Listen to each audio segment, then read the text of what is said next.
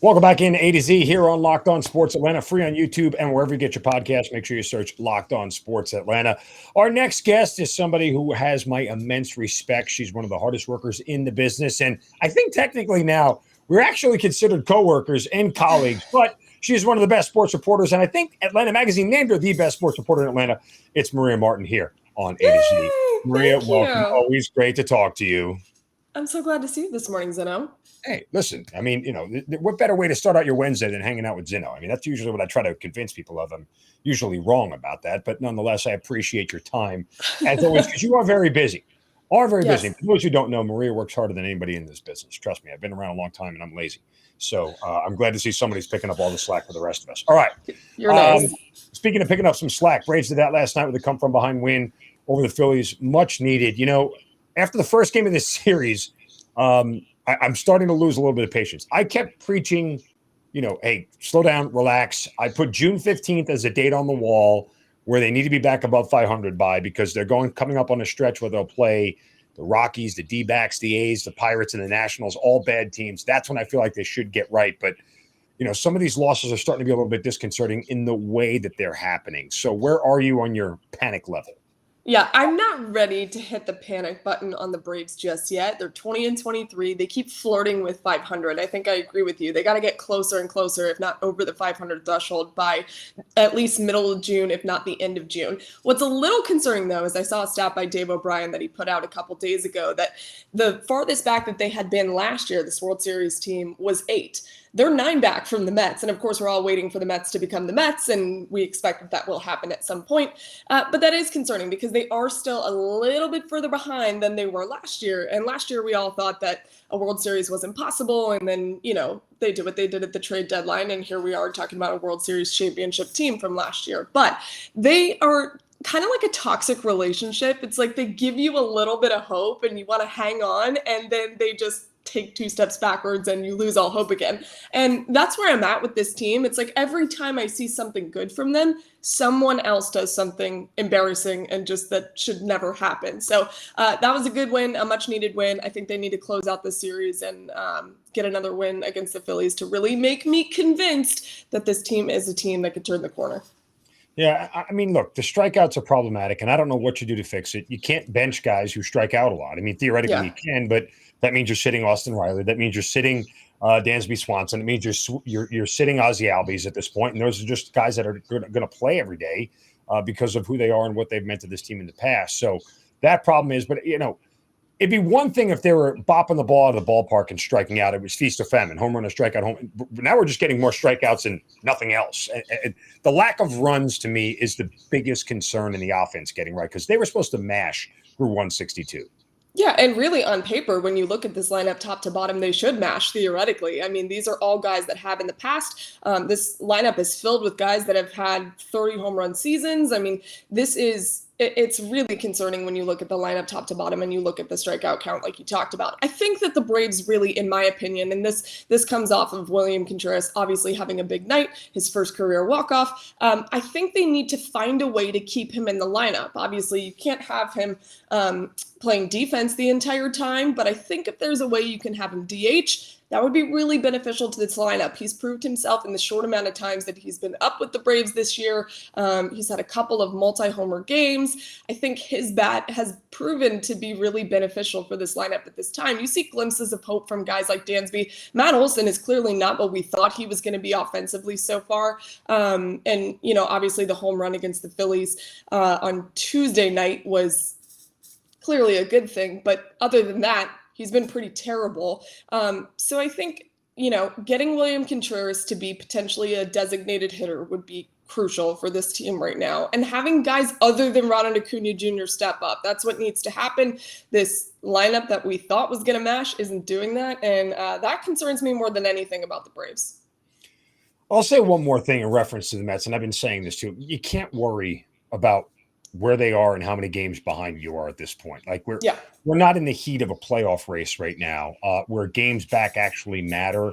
When you worry about that when you play the Mets, right? Try to gain ground on the Mets when you play the Mets and just focus on what the Braves do and what they can control. I think worrying about how many games back they are at this point is a nonsensical thing when you are still under 500. Right? Like last year when everybody stunk, you can make that argument that it was, that was the measuring stick. This year, you just got to get above 500 first before you start worrying about what the rest of the division looks like. It's still a little too early, okay? It's still a little too early to, like I said, hit the panic button. The Braves still haven't won 3 in a row this season. That's bizarre because this is a team that used to rake out a lot of wins consecutively last year when they turned the corner after the trade deadline. But now, not even winning 3 in a row. And, I keep saying they keep flirting with 500. They have to get to the 500 threshold and soon, but I'm still not ready to panic. Yeah, I've kind of given up flirting since I, did that whole marriage thing. Probably not in my best interest. I'll stay away from the flirting. Falcons, not flirting with 500 this year, at least not many predictions say so. I'm trying to remain foolishly optimistic. It's going to be a bad roster. Although I kind of see Arthur Smith's plan and Terry Fontenot's plan for what they want to do as OTAs get underway here coming up. And eventually we'll get, more mini camps and then, the mandatory mini camp. But is there a position group you look at that you feel like could take a big leap forward this year? That's a really difficult question. I think the secondary may be the one position group where I feel like could take a big leap forward because they have some guys with some experience there, but they also have a lot of question marks like the whole rest of the roster. I do like what I've seen from the secondary last year, and I think that given the fact that they've added a couple new pieces and AJ Terrell now is a quote veteran, I think that could be, and it's funny that we even talk about AJ Terrell being a veteran, but I really think that could be a position group that people may be pleasantly surprised by. The offensive line is going to be a mess yet again. The defensive line, I think the only good thing about that right now is Grady Jarrett. I just think it's concerning top to bottom, this roster. And it's funny because when I went for voluntary workouts, I went out there and I know a lot of football players and I know who they are. I could not tell you who half of those people were. I'm serious. I looked out and I was like, who the heck are these guys? You're like the groundskeeper in Major League. Who are these guys? No, I'm serious because when I was like, okay, this is going to be a really bizarre season. And it's not like voluntary workouts tell you everything you need to know about the roster. The bigger guys aren't out there for the most part. But I seriously was looking around and had no idea who people were. That's what kind of indicated to me that this was going to be kind of a mess of a season. And everyone knows that. I think maybe they get 6 wins, maybe 7 if they're lucky. But this is a growing year. There's going to be a lot of growing pains. But look for the secondary to give you some pleasant surprises. Look, I always say this. These are times when you find out if Arthur Smith really can coach, right? Like that's what I think last year, even the most hardened Falcons detractors, as people have considered me at times, I thought Arthur Smith did an amazing job last year. All things considered, that's a bad team and a bad roster. And Matt Ryan is not the kind of quarterback that would don't cringe, Falcon fan, like elevate everybody else around him who's really bad. Matt Ryan is a really good quarterback, but Matt Ryan still needs a lot of great players around him to be a really great quarterback. And so the fact that they won 7 games is really telling. I think if they win 6 or 7 games this year, this whole fan base should be doing backflips at this coaching staff because that would be a minor miracle in and of itself. I don't disagree with that. And I think looking at last year, I thought it was a win. I mean, they were almost in the playoffs at one point. I mean, this was a team that we thought never could get there. And then we're talking about, wait a second, this might be a team that sneaks in there at the end. I mean, that was a miracle given the fact that Terry Fontenot and Arthur Smith both were handed a roster that was in shambles, to be totally honest with you.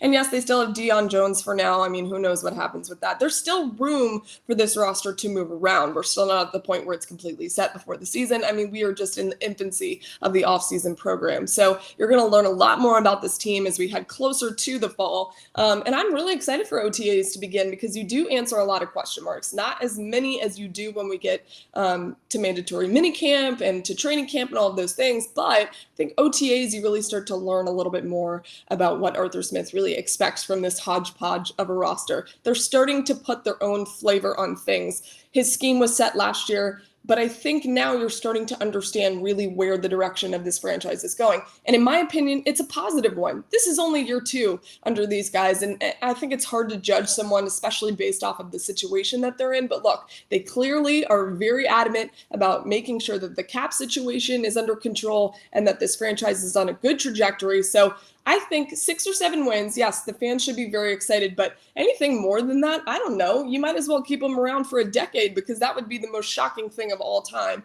However, I just don't think anyone should be too harsh on them this year. It's still year 2, still pretty weird roster, and they still don't have enough room financially to really make the moves I think they could in the future.